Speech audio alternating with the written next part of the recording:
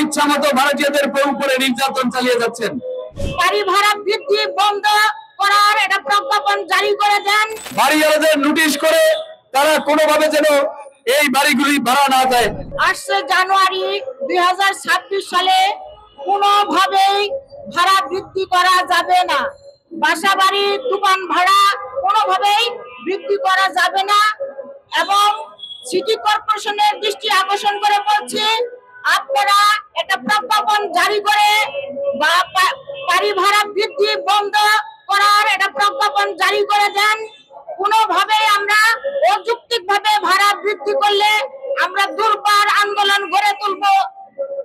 এখন দেখা যাচ্ছে আমাদের একটি মাত্র শহর হচ্ছে ঢাকা শহর শিল্প কারখানার কর্মসংস্থানের এলাকা। এখানে গার্মেন্টস মিল ফ্যাক্টরি অনেক কিছু এখানে বিদ্যমান।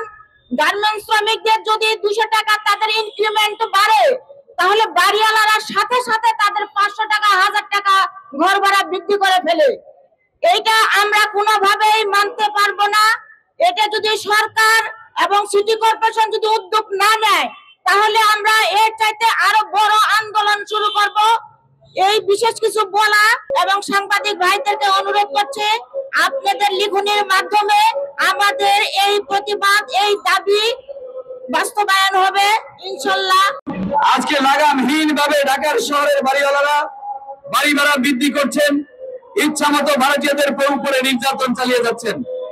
আজকে ঢাকার শহরে কয়েকদিন আগে আমরা একটি ভূমিকম্প দেখেছি।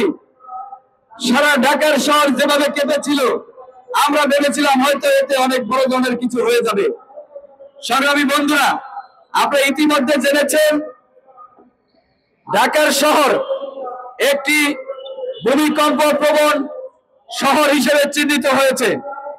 আমরা দেখেছি যদি 8 মাত্রার কোনো ভূমিকম্প বাংলাদেশে হয়, তাহলে সেই ক্ষেত্রে প্রায় 84,000 ভবন মাটির সাথে মিশে যাবে।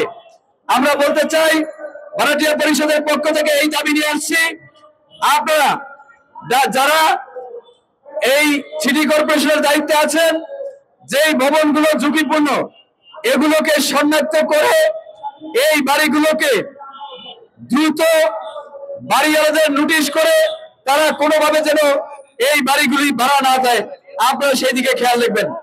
এবং যেই বাড়িগুলো একেবারেই ঝুঁকিপূর্ণ, সেগুলোকে ভেঙে নতুন করে তারা সেখানে বাড়ি করুক।